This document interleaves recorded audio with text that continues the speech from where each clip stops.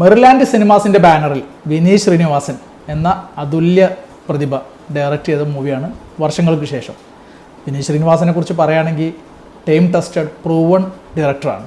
അദ്ദേഹത്തിൻ്റെ ആദ്യ ചിത്രമായിട്ടുള്ള Malarvadi arts club, തുടർന്ന് അങ്ങോട്ടുള്ള തിര പോലുള്ള പടങ്ങൾ, അങ്ങനെ ഒരുപാട് നല്ല പടങ്ങൾ എടുത്ത ഒരു പ്രൂവൺ ഡയറക്ടറാണ് വിനീത് ശ്രീനിവാസൻ. വിനീത് ശ്രീനിവാസൻ്റെ അവസാനം ഇറങ്ങിയിട്ടുള്ള ഹൃദയം എന്ന് പറഞ്ഞ പടം, അതൊക്കെ എന്ന് പറഞ്ഞാൽ മലയാളികൾ അത്രക്കും നെഞ്ചിലേറ്റിയതാണ്. കൊറോണയുടെ സമയത്തായിട്ട് ഹാഫ് ഒക്കുപ്പൻസി ആയിട്ട് പോലും സൺഡേകളിൽ ഷോ ഇല്ലാതെ പോലും ഒരുപാട് തിയേറ്ററിൽ കളക്ഷൻ ഉണ്ടാക്കാൻ കഴിഞ്ഞ വളരെയധികം ഫീൽ ഗുഡ് നമുക്ക് സമ്മാനിച്ച ഒരു മൂവിയായിരുന്നു ഹൃദയം. അപ്പോൾ ഹൃദയത്തിന് ശേഷം അദ്ദേഹം മെറിലാൻഡ് സിനിമാസിൻ്റെ കൂട്ട് പിടിച്ച് അദ്ദേഹം ഡയറക്റ്റ് ചെയ്ത പടമാണ് വർഷങ്ങൾക്ക് ശേഷം. ട്രെയിലർ കാണിച്ച പോലെ തന്നെ പടത്തിനകത്തുള്ള നായകന്മാർ 2 പേരാണ് പടത്തിൽ നായകനായിട്ടുള്ളത്. ഒന്ന് അദ്ദേഹത്തിൻ്റെ തന്നെ അനിയനായിട്ടുള്ള ധ്യാൻ ശ്രീനിവാസനും മോഹൻലാലിൻ്റെ മകനായിട്ടുള്ള പ്രണവ് മോഹൻലാലും. പടത്തിൻ്റെ ഒരു ഇതിവൃത്തം എന്താണെന്ന് വെച്ചാൽ സിനിമക്കുള്ളിലെ സിനിമ, അതാണ് പടത്തിൻ്റെ ഒരു ബേസിക് തീം. 1960-70 കാലഘട്ടം ഒരു പാർട്ടായിട്ടും പിന്നെ പ്രസൻറ്റ് കാലഘട്ടം, ഈ കാലഘട്ടം രണ്ടാമത്തെ ഭാഗമായിട്ടും, അങ്ങനെയാണ് ഈ പടം ചിത്രീകരിച്ചിട്ടുള്ളത്.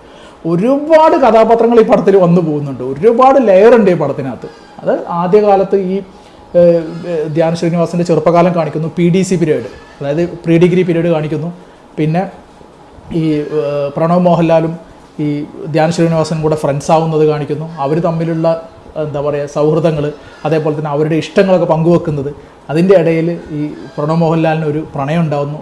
കല്യാണി ചെയ്യുന്ന ഒരു ക്യാരക്ടറിനോടാണ് പ്രണയം വരുന്നത്. അപ്പോൾ ആ പ്രണയം, അതിൻ്റെ ഇടയിലുള്ള ഡിസപ്ഷൻസ്, ചതി കാര്യങ്ങൾ, അത് കാരണം മനം മടുക്കുന്നു, നാട് വിട്ടു പോകുന്നു പ്രണവ് മോഹൻലാൽ. തിരിച്ച് ഇവിടേക്ക് തന്നെ വരുന്നു. എന്നിട്ട് എപ്പോഴും ഇവരെ മനസ്സിലുണ്ടായിരുന്നത് ഇത് ലോകം മൊത്തം അറിയപ്പെടുന്ന രീതിയിലുള്ള ഒരു സിനിമയുടെ പാർട്ടാകണം എന്നുള്ളതാണ്.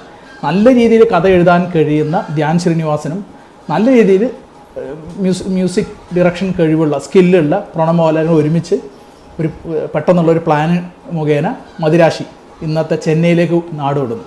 അവിടെ എത്തിയിട്ട് കോടമ്പാക്കത്ത് എത്തിയിട്ട് അവർ ചാൻസ് ചോദിച്ച് നടക്കുന്നതാണ്. അപ്പോൾ അവിടെ ഫേസ് ചെയ്യേണ്ടി വരുന്ന അവരുടെ ഓരോരോ ചലഞ്ചുകൾ, ഓരോ ഹഡിൽസുകൾ, പട്ടിണികൾ, പരിവട്ടങ്ങൾ എങ്ങനെ തഴയപ്പെടുന്നു എന്നുള്ളത്, എങ്ങനെ ചാൻസുകൾക്ക് വേണ്ടിയിട്ട് എത്ര യാചിക്കേണ്ടി വരുന്നു എന്നുള്ളത്. അവസാനം ഈ പ്രണവ് മോഹൻലാൽ ഈ ഒരു അജു വർഗീസിൻ്റെ ഒരു ക്യാരക്ടർ വഴി ഒരു പടം പ്രൊഡ്യൂസ് ചെയ്യാനുള്ള എല്ലാ സന്നാഹങ്ങളും ഈ ധ്യാനിന് വേണ്ടി ഒരുക്കി കൊടുക്കുന്നു. ധ്യാൻ്റെ പടത്തിൽ ഒരു ചെറിയ മ്യൂസിക് പാർട്ടായിട്ട് ചെയ്യാനായിട്ട്, അല്ലെങ്കിൽ മ്യൂസീഷ്യനാക്കിയിട്ട് ധ്യാൻ പ്രണവ് മോഹൻലാലിനെ വിളിക്കുന്നു. പക്ഷേ പ്രണവ് മോഹൻലാൽ അതിൽ നിന്ന് ഒഴിഞ്ഞു നിൽക്കുന്നു. അപ്പോൾ അതിനെ തുടർന്നുണ്ടാവുന്ന പ്രശ്നങ്ങൾ, കാര്യങ്ങൾ, അതിനെ ചുറ്റിപ്പറ്റിയിട്ടുണ്ടാവുന്ന മിസ്അണ്ടർസ്റ്റാൻഡിങ്ങുകൾ, പിന്നീട് ആ തെറ്റിദ്ധാരണ ഒരിക്കലും പരിഹരിക്കാൻ പറ്റാത്ത രീതിയിലുള്ള പ്രശ്നങ്ങളാവുന്നത്, അത് നമ്മളെ ഇമോഷണലി വളരെ രീതിയിൽ ഹോണ്ട് ചെയ്യുകയും കണക്ട് ചെയ്യുകയും ചെയ്യുന്നുണ്ട്. അതായത് ഇതിനകത്തുള്ള വളരെ സട്ടിലായിട്ടുള്ള രീതിയിലുള്ള അഭിനയമാണ് ധ്യാൻ ശ്രീനിവാസൻ കാണിച്ചു വെച്ചിട്ടുള്ളത്. നമ്മൾ പലപ്പോഴും പല ഇൻ്റർവ്യൂവിലൊക്കെ കാണുന്ന പോലെ, അല്ലെങ്കിൽ പറയുന്ന പോലെ, മറ്റ് റിവ്യൂവേഴ്സ് അദ്ദേഹത്തെ കളിയാക്കുന്ന പോലെ നെപ്പോ കിഡ് എന്നുള്ള രീതിയിൽ കളിയാക്കി ഒരു തല്ലിപ്പൊളി താരമാക്കി ചിത്രീകരിച്ച് വെച്ചിരിക്കുന്ന ഒരാളാണ് ധ്യാൻ ശ്രീനിവാസൻ. എങ്കിൽ ഈ പടത്തിൽ ആ ഒരു ധാരണകളെല്ലാം അദ്ദേഹം പൊളിച്ചെഴുതുന്നുണ്ട്. കാരണം ഈ പടത്തിൽ അദ്ദേഹത്തിൻ്റെ ഓരോ ലെയറിലും അദ്ദേഹം പെർഫെക്റ്റ് ആയിട്ട് അഭിനയിച്ചിട്ടുണ്ട്. അത്രയ്ക്ക് സട്ടിലായിട്ട് ചെയ്തു വെക്കാനായിട്ട് ധ്യാൻ ശ്രീനിവാസന് കഴിഞ്ഞിട്ടുണ്ട് എന്നുള്ളതാണ് ഞാൻ മനസ്സിലാക്കുന്നത്. അദ്ദേഹം കൺട്രോൾഡ് ആക്ടിംഗ് ആണ് ഇതിനകത്ത് ചെയ്തിട്ടുള്ളത്. അത്രക്കും മികച്ച രീതിയിൽ തന്നെ അദ്ദേഹത്തിന് ഏൽപ്പിച്ച ജോലി ഭംഗിയായിട്ട് അദ്ദേഹം ചെയ്തു വെച്ചിട്ടുണ്ട്. ഒരു നല്ലൊരു ഫ്രണ്ടായിട്ട്, ചെറുപ്പകാലമാണെങ്കിൽ ശരി, അതേപോലെ ചാൻസ് ചോദിച്ച് നടക്കുന്ന ഒരാളായിട്ട്, ഒരു മെച്ചൊരു ഡയറക്ടറായിട്ട്, അതേപോലെ തന്നെ ഫീൽഡ് ഔട്ട് ആയിട്ടുള്ള ഒരു ഡയറക്ടറായിട്ട് തിരിച്ചു വന്ന് രണ്ടാമത് അവരെ ഒരു തവണയെങ്കിലും നല്ലൊരു ഫിലിം എടുക്കണം എന്നുള്ള ആ ഒരു ആഗ്രഹത്തോടെ രണ്ടാമത് വരുന്ന ആ ഒരു സ്റ്റേജ്, അതിന് കോപ്പ് കൂട്ടുന്ന, ഹെൽപ്പ് ചെയ്യുന്ന പ്രണവ് മോഹൻലാൽ, അതേപോലെ തന്നെ പുതു താരങ്ങളായിട്ടുള്ള ബേസിൽ ജോസഫ്, അന്നത്തെ കാലത്തെ നല്ല മ്യൂസീഷ്യൻസ്, ടെക്നീഷ്യൻസ്, അവരുടെ ഒക്കെ ഹെൽപ്പ് ഒരു രീതിയിലല്ലെങ്കിൽ മറ്റു രീതിയിൽ ഇവർക്ക് കിട്ടുന്നു. ഓരോ തവണയും ഈ പടം പ്രൊഡ്യൂസ് ചെയ്യുന്ന സമയത്ത് ഓരോരോ ഹഡിൽ വന്ന് അതിനെ എങ്ങനെ അവർ ഓവർകം ചെയ്യുന്നു എന്നുള്ളതായി പടത്തിൻ്റെ ഇതിവൃത്തം. വളരെ രീതിയിൽ നമുക്ക് പോസിറ്റീവ് എനർജി തരുന്നൊരു പടമാണിത്. കാരണം ഒന്നിൻ്റെ അവസാനമല്ല, ഇനിയും ഒരുപാട് കാര്യങ്ങൾ ചെയ്യാനുണ്ട്. വയസ്സായതിൻ്റെ പേരിൽ നമുക്കൊന്നും ഇട്ടേച്ച് പോകേണ്ടതില്ല എന്നുള്ള ഒരു വളരെ മികച്ച സന്ദേശം അത് തരുന്നുണ്ട്. കാരണം അത് പറയാതെ പറയുകയാണ് ചെയ്യുന്നത്. നമ്മൾ സാധാരണ മിക്ക പടങ്ങളിലും കാണുന്ന പോലെയുള്ള സെൻറ്റിമെൻറ്റ് സീനുകളൊക്കെ വിരകി വെച്ച് ആകെ അലങ്കോലമാക്കുന്ന രീതിയിലൊന്നല്ല. നമ്മളെ ഇത് പറയാതെ ഈ സിനിമയുടെ കൂടെ നമ്മളങ്ങനെ മൂവ് ചെയ്യിപ്പിച്ച് നല്ല രീതിയിൽ നമുക്ക് ഇമോഷണലി കണക്ട് ചെയ്യിപ്പിച്ച് വളരെ നല്ല ഒരു പോസിറ്റീവ് എനർജി തന്ന് നല്ല രീതിയിലുള്ള ഒരു എൻഡിങ്ങിലേക്ക് കൊണ്ടെത്തിക്കാനായിട്ട് ഇതിൻ്റെ ഡയറക്ടർ വിനീത് ശ്രീനിവാസന് കഴിഞ്ഞിട്ടുണ്ട്. വിനീത് ശ്രീനിവാസൻ ഈ പടത്തിൽ അഭിനയിച്ചിട്ടുണ്ട്. ഒരുപാട് നല്ല കാസ്റ്റിംഗാണ് ഈ പടത്തിലുള്ളത്. ഇതിനകത്തുള്ള ഒരു ആക്ടറെ പോലും എനിക്ക് മിസ്കാസ്റ്റിംഗ് ആയിട്ട് എടുത്ത് പറയാൻ കഴിയുന്നില്ല. കാരണം അത്രക്കും മികച്ച രീതിയിൽ ഓരോരോ സൂക്ഷ്മമായിട്ട് അദ്ദേഹം കാര്യങ്ങൾ ചെയ്തു വെച്ചിട്ടുണ്ട്. ബേസിൽ ജോസഫിൻ്റെ അസിസ്റ്റന്റ് ഡയറക്ടറായിട്ടുള്ള റോളുണ്ട്, പെർഫെക്റ്റാണ്. അത്രക്കും നല്ല രീതിയിൽ തന്നെ ചെയ്തു വെച്ചിട്ടുണ്ട്. ഒരുപാട് പടങ്ങൾ തുടർച്ചയായി പൊട്ടി നിൽക്കുന്ന ഒരു യുവതാരം, അദ്ദേഹത്തിന് ഒരു ഗംഭീര തിരിച്ചുവരവ് കിട്ടാൻ പാകത്തിലുള്ള ഒരു തിരക്കഥമായിട്ട് നിൽക്കുന്ന ഈ ധ്യാൻ ശ്രീനിവാസൻ, അതേപോലെ അദ്ദേഹത്തിൻ്റെ ആ ടെക്നീഷ്യൻസ്, അതിലേക്ക് വന്ന് ചേരുന്ന ആളാണ് നിവിൻ പോളി. നിവിൻ പോളിയുടെ നിതിൻ മോളി എന്ന ക്യാരക്ടറാണ് ചെയ്തിട്ടുള്ളത്. വളരെ എക്സെൻട്രിക് ആയിട്ടുള്ള, വളരെ ആക്റ്റീവായിട്ടുള്ള, ഒരു പ്രത്യേക രീതിയിൽ അഭിനയിക്കുന്ന അല്ലെങ്കിൽ അഭിനയിച്ച് ഫലിപ്പിച്ച നിവിൻ പോളി അതിനകത്ത് കാണാൻ പറ്റും. നിവിൻ പോളിയുടെ മിക്ക പടങ്ങളിലും മാനറിസങ്ങളിൽ നിന്നൊക്കെ മാറി വ്യതിചലിച്ച് ഇതിനകത്തൊരു പുതിയ നിവിൻ പോളിനെ നമുക്ക് കാണാൻ കഴിയും. നിവിൻ പോളിയുടെയൊക്കെ കാലം കഴിഞ്ഞു, അടുത്തിറങ്ങിയിട്ടുള്ള 5-8 പടങ്ങൾ തുടർച്ചയായിട്ട് പൊട്ടിക്കൊണ്ടിരിക്കുകയാണെന്നുള്ള ഒരു വിഷമം, പരാതിയൊക്കെ നിവിൻ പോളി ഫാൻസിനൊക്കെ ഉണ്ട് എന്നുള്ള അറിയാം. പക്ഷേ ഈ പടത്തിൽ അദ്ദേഹത്തിൻ്റെ സെക്കൻഡ് ഹാഫിൽ ക്ലൈമാക്സിനോടനുബന്ധിച്ചിട്ട് അദ്ദേഹം വരുന്ന ആ ഒരു സമയം മുതൽ പടത്തിൻ്റെ ഗ്രാഫ് ഇങ്ങനെ സ്ലോ ആയിട്ട് പോയിക്കൊണ്ടിരിക്കുന്ന ഈ പടം കുത്തനെ റൈസ് ചെയ്യാണ്. അത്രക്കും നല്ല രീതിയിലുള്ള ഒരു പ്രോഗ്രഷനാണ് പടത്തിൽ ഈ നിവിൻ പോളിയുടെ ക്യാരക്ടർ വന്നതിന് ശേഷം നമുക്ക് കാണാൻ കഴിയുന്നത്. വളരെ മികച്ച രീതിയിൽ തന്നെ നിവിൻ പോളി ഇത് ചെയ്ത് വെച്ചിട്ടുമുണ്ട്. മാത്രമല്ല, നമ്മൾ സാധാരണ കണ്ട് ശീലിച്ച രീതിയിലുള്ള ക്ലീഷേ എൻഡിങ്, അതിൽ മരണങ്ങൾ സംഭവിക്കുന്ന ആ രീതിയിലുള്ള അതിൽ നിന്നൊക്കെ ഒരു വ്യതിചലിച്ച് ഈ സെൻറ്റിമെൻസിൻ്റെ ഇടയിലും അല്ലെങ്കിൽ വിഷമങ്ങൾക്കിടയിലും ഹ്യൂമർ കണ്ടെത്താനായിട്ട് അദ്ദേഹത്തിന് പ്രത്യേകം കഴിഞ്ഞിട്ടുണ്ട്. ഇതിൻ്റെ ഡയറക്ടർക്ക്, അതേപോലെ തന്നെ തിരക്കഥാകൃത്തിന് എന്നുള്ള കാര്യമാണ് നമുക്ക് പറയേണ്ട വേറൊരു കാര്യം. ഒരുപാട് മികച്ച കാര്യങ്ങൾ ഇതിനകത്ത് എടുത്തു പറയേണ്ടതുണ്ട്. ഇതിനകത്തുള്ള സിനിമാറ്റോഗ്രാഫി എക്സലൻ്റ് ആണ്.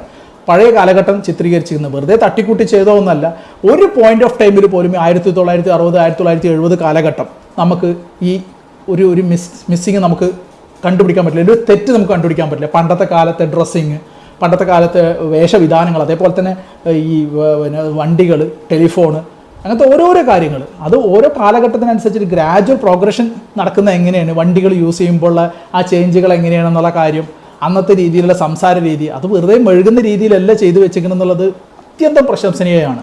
കാരണം ഇങ്ങനൊരു പടം എടുക്കുമ്പോൾ വിനീത് ശ്രീനിവാസൻ്റെ മുമ്പിലുണ്ടാകുന്ന ഏറ്റവും വലിയ ടാസ്ക് എന്ന് പറഞ്ഞു കഴിഞ്ഞാൽ ഇത്രക്കും അധികം ആൾക്കാരെ കാസ്റ്റ് ചെയ്യുന്നൊരു പടത്തിൽ എവിടെയെങ്കിലുമൊക്കെ ഒരു പാളിച്ച പറ്റാനുള്ള സാധ്യത നമ്മൾ കാണേണ്ടതാണെങ്കിൽ കൂടെയും ഒരു പോയിന്റ് ഓഫ് ടൈമിൽ പോലും അദ്ദേഹത്തിന് ഒരു ഫെയിലിയർ സംഭവിച്ചിട്ടില്ല എന്നുള്ളതാണ് വളരെ നല്ല രീതിയിൽ എടുത്തു വെച്ചിട്ടുള്ള ഒരു ഫീൽ ഗുഡ് മൂവിയാണ് വർഷങ്ങൾക്ക് ശേഷം.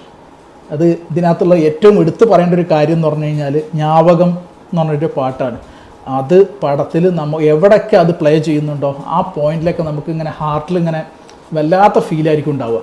വേറെയും കുറേ സോങ്സ് ഉണ്ട്, അതിങ്ങനെ ഓർത്തിരിക്കാൻ പാകത്തിലുള്ള സോങ്സ് ഒന്നുമില്ല. പടത്തിനായിട്ട് അത്രക്കും ലയിച്ച് നിൽക്കുന്ന സോങ്സാണ്. 10ഓളം സോങ്സ് ഉണ്ട്. കുറച്ച് 2, 3, 4 വരികൾ മാത്രമേ ആ ഓരോ പാട്ടുകളും ഇതിനകത്ത് പാടുന്നുള്ളൂ. അത് ഒന്നും കേട്ട് മടുക്കുന്ന രീതിയിലോ ചടപ്പിക്കുന്ന രീതിയിലോ ഒരു കാര്യങ്ങളും ഇതിനകത്ത് ചെയ്തു വെച്ചിട്ടില്ല. പ്ലസ് ഇതിനകത്തുള്ള ഏറ്റവും പോസിറ്റീവായിട്ടുള്ള ഘടകം എന്ന് പറഞ്ഞാൽ BGM ആണ്. ഈ പടത്തിലെ ഒരു മെയിൻ ആക്ടർ തന്നെയാണ് BGM എന്ന് നമുക്ക് പറയാൻ പറ്റും. അത്രക്കും പെർഫെക്റ്റ് ആയിട്ട് BGMലെ ഓരോരോ സീക്വൻസുകളും കണക്കാക്കിയിട്ട്, അപ്പോൾ അതിൽ ഇനീഷ്യൽ സീനുകളാണ് ശരി, ഇൻ്റർവെൽ സീനുകളാണ് ശരി, ഇതിനകത്തുള്ള ഓരോ ഇമോഷണൽ സീനുകളാണ് ശരി, ക്ലൈമാക്സ് സീനുകളാണ് ശരി, അതിനകത്തൊക്കെ എന്താ പറയുക ഇഴുകിച്ചേർന്ന രീതിയിൽ BGM ചെയ്തു വെക്കാനായിട്ട് ഇതിൻ്റെ മ്യൂസിക് ഡിപ്പാർട്ട്മെൻറ്റ് കഴിഞ്ഞിട്ടുണ്ട്. വലിയ ഒരു സല്യൂട്ടാണ് ഇതിനകത്തുള്ള മ്യൂസിക് ഡിപ്പാർട്ട്മെൻറ്റ് നമുക്ക് കൊടുക്കേണ്ടത്. നല്ല രീതിയിൽ എടുത്തു വെച്ച ഒരു ഫാമിലിയുടെ കൂടെ കണ്ട് ആസ്വദിക്കാൻ പറ്റിയ ഒരു പടമാണ് വർഷങ്ങൾക്ക് ശേഷം. ഇപ്പോൾ നമുക്ക് അറിയാം, ഇപ്പോൾ മലയാള സിനിമയ്ക്കൊരു വസന്തകാലമാണ്. ആടുജീവിതം വന്നു, അതേപോലെ തന്നെ ആവേശം റിലീസ് ചെയ്തു. ഇപ്പോൾ ഈ ഒരു വർഷങ്ങൾക്ക് ശേഷം എന്ന പടം എല്ലാം തിയേറ്ററുകൾ പഴയ കാലത്തെ പോലെ തന്നെ സജീവമാക്കാൻ പറ്റുന്ന രീതിയിൽ, പൂരപ്പറമ്പാക്കാൻ പറ്റുന്ന രീതിയിൽ മികച്ച പടങ്ങൾ ഇറങ്ങിക്കൊണ്ടിരിക്കുന്ന ഒരു സമയമാണ്. അപ്പോൾ ഒരു ഫെസ്റ്റിവൽ സീസണാണ്, ഓഫ് ഡേയ്സ് ഉണ്ട്, ലീവുകളുണ്ട്.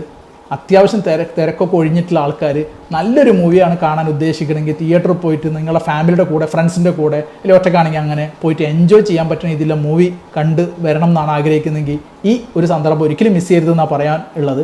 കാരണം ഇങ്ങനത്തെ നല്ല രീതിയിലുള്ള ഒരു തുടർച്ചയായിട്ടുള്ള നല്ല പടങ്ങൾ, വളരെ മികച്ച രീതിയിലെ പടങ്ങൾ വരുന്ന ഒരു കാലഘട്ടം ഈ അടുത്ത കാലഘട്ടത്തൊന്നും, ഈ ഒരു 5-6 വർഷത്തിൻ്റെ ഇടയിലൊന്നും ഉണ്ടായിട്ടില്ല എന്നുള്ളത് ഞാൻ മനസ്സിലാക്കുന്നത്. സോ നിങ്ങൾക്ക് സമയമുണ്ട്, നിങ്ങൾക്ക് ടൈമുണ്ട്, അതേപോലെ നിങ്ങൾക്ക് അത്യാവശ്യം കയ്യിൽ കാശുണ്ട്, വലിയ പ്രശ്നങ്ങളൊന്നുമില്ല, ഒരു നല്ലൊരു പടം കാണണം, തിയേറ്ററിൽ പോയിട്ട് എൻജോയ് ചെയ്യണം with family or your friends, must go and watch in theatres. വർഷങ്ങൾക്ക് ശേഷം ഒരു 8 ഔട്ട് ഓഫ് 10 നമുക്ക് സ്കോർ കൊടുക്കാൻ പറ്റും.